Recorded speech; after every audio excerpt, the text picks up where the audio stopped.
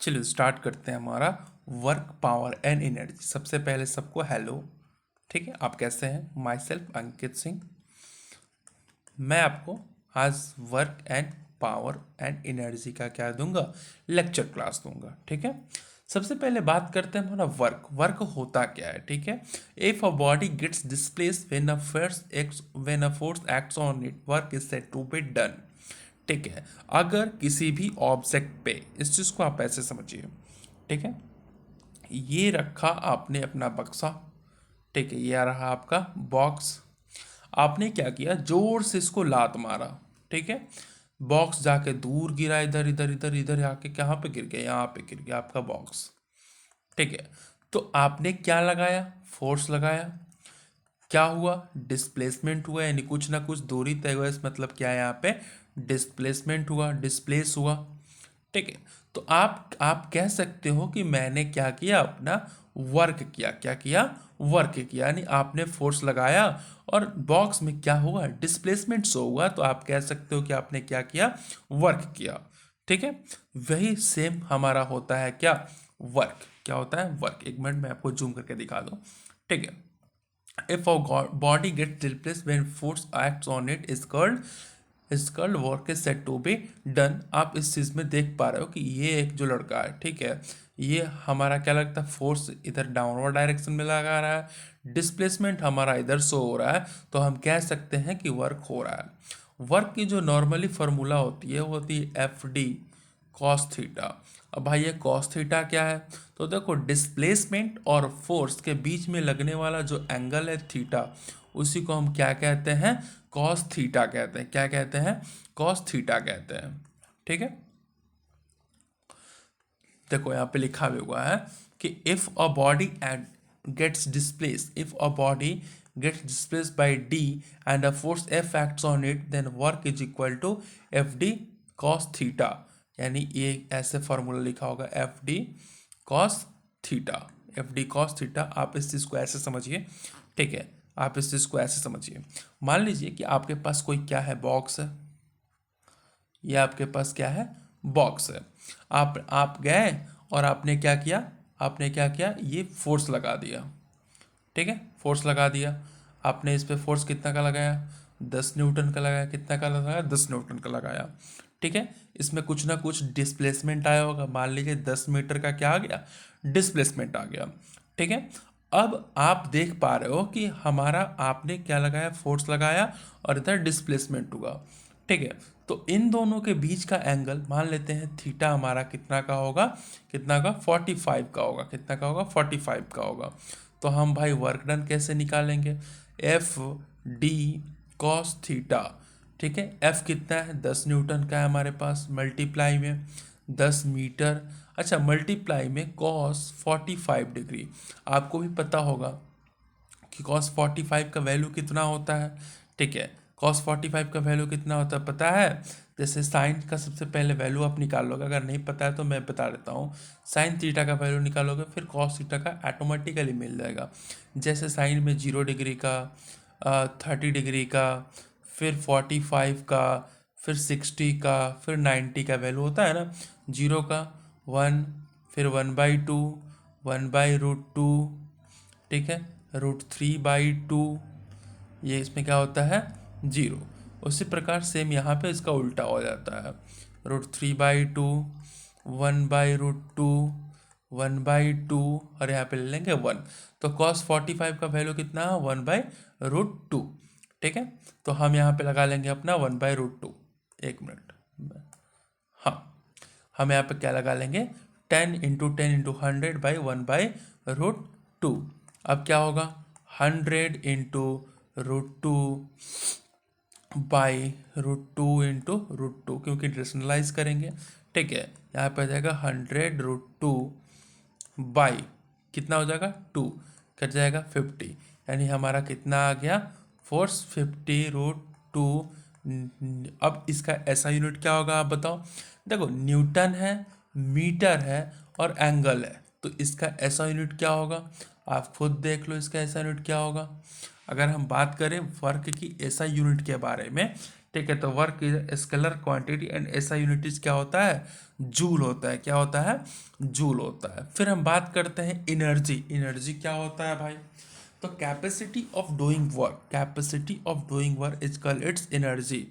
ठीक है, किसी भी व्यक्ति या फिर किसी भी वस्तु कर तो कार्य करने की क्षमता को हम क्या कहते हैं, उसकी एनर्जी कहते हैं। एनर्जी कैसा क्वांटिटी होता है, स्केलर क्वांटिटी हो, और इसका भी ऐसा यूनिट क्या होता है, जूल होता है।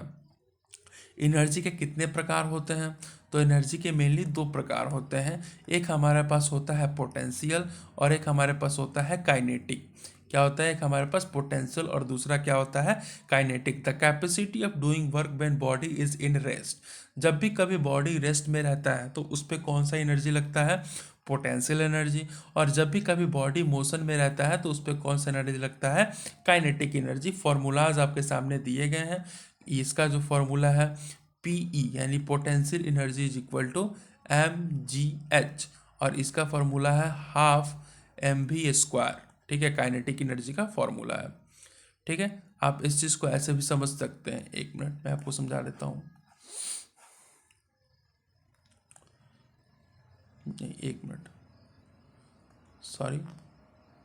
हाँ, आप इस चीज़ को ऐसे भी समझ सकते हैं। ठीक है, कि मान लेते हैं, सॉरी, मान लेते हैं कि ये आपका क्या है, एक एक तीर धनुष है। ठीक है, तीर धनुष है, तो अभी तीर इसमें है। ठीक है, तो ये तीर में अभी किस क्या में है, पोटेंशियल एनर्जी। अभी क्या है, पोटेंशियल एनर्जी।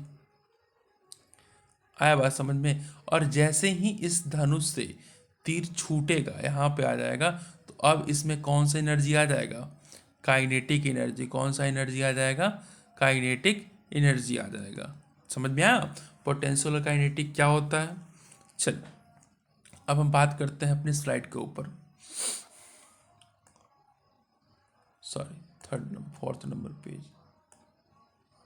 ये तो मैं आपको समझा दिया। ठीक है, चलिए इसको जो जूम कर लेता हूँ।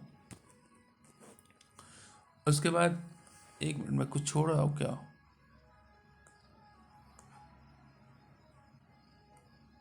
ये तो पेज नंबर 2 3,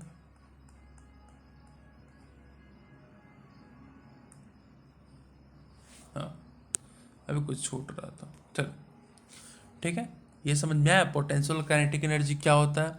अब law of conservation of energy क्या होता है, energy can neither be created nor be destroyed, it can transfer from one form to another. मतलब समझ में आया, एनर्जी को ना तो हम बना सकते हैं और ना ही खत्म कर सकते हैं, बस उसे ट्रांसफर कर सकते हैं। क्या कर सकते हैं, ट्रांसफर कर सकते हैं। जैसे डायनेमो का काम क्या होता है, मैकेनिकल एनर्जी को किस में कन्वर्ट करना, इलेक्ट्रिकल एनर्जी में। कैंडल का काम क्या होता है, केमिकल एनर्जी को इलेक्ट्रिकल एनर्जी में कन्वर्ट करना। कैंडल कैंडल सॉरी सॉरी ये गलत लिखा गया। ठीक है, इलेक्ट्रिकल एनर्जी में कन्वर्ट नहीं करता है कैंडल। ठीक है, चल नेक्स्ट हम बात करते हैं अपने स्लाइड के ऊपर। ठीक है, जो कि है हमारा बैटरी। बैटरी का काम क्या होता है, तो केमिकल एनर्जी को किस में कन्वर्ट करना, इलेक्ट्रिकल एनर्जी में कन्वर्ट करना। ठीक है, उसके बाद बात करते हैं relationship between energy, kinetic energy and momentum. अब क्या रिलेशनशिप होता है काइनेटिक एनर्जी एंड मोमेंटम में, तो काइनेटिक एनर्जी और मोमेंटम में इस प्रकार रिलेशनशिप होता है कि के ई काइनेटिक एनर्जी होता है उसको हम p²/2m भी लिखते हैं। और यहाँ पे p क्या होता है, मोमेंटम। क्या होता है, मोमेंटम। कैसे लिखते हैं, तो आप इस चीज़ को समझिए। ठीक है, काइनेटिक एनर्जी का फॉर्मूला तो आपको पता ही होगा, क्या होता है बताइए, क्या होता है, half of mv²। Half of क्या होता है, mv² होता है। ठीक है, काइनेटिक एनर्जी का क्या होता है, ये फॉर्मूला होता है। हमें क्या मिला है लिख देखने को, p²/2m, p²/2m देखने को मिला। अच्छा आप बताइए, आप बताइए मोमेंटम का फॉर्मूला क्या होता है, m/v होता है। क्या होता है, m/v होता है। ठीक है, तो ये m/v के जगह पे हमने क्या रख दिया, p को रख दिया p²/2। तो ये हमारा फॉर्मूला देखने को मिला। चलिए आगे हम चलते हैं अपना if momentum is doubled kinetic energy becomes 4 time.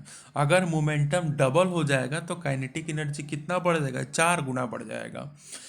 Power क्या होता है, तो the rate of doing work is called power. काम करने का जो क्षमता, क्षमता को तो एनर्जी बोलेंगे, बट जिस स्पीड से काम होता है वो उसका क्या होता है, पावर बताता है। क्या बताता है, पावर बताता है। पावर का फॉर्मूला क्या होता है, P is equal to W by T, and ऐसा यूनिट क्या होता है, वाट। क्या होता है, वाट। क्या होता है, वाट। उसके बाद कह रहा है कि 1 वाट में, 1 किलोवाट में कितना वाट होता है, तो 1 किलोवाट, 1 किलोवाट में कितना वाट होता है, 10⁻³ वाट होता है। क्योंकि वाट एक छोटा यूनिट है, इसीलिए हम क्या यूज करते हैं, किलोवाट का यूज करते हैं। क्या यूज करेंगे, किलोवाट का यूज करेंगे। समझ में आया आपको। चलिए आज के लिए इतना ही, ठीक है। मिलते हैं हम लोग नेक्स्ट वीडियो में। तब तक के लिए जय हिंद, जय भारत।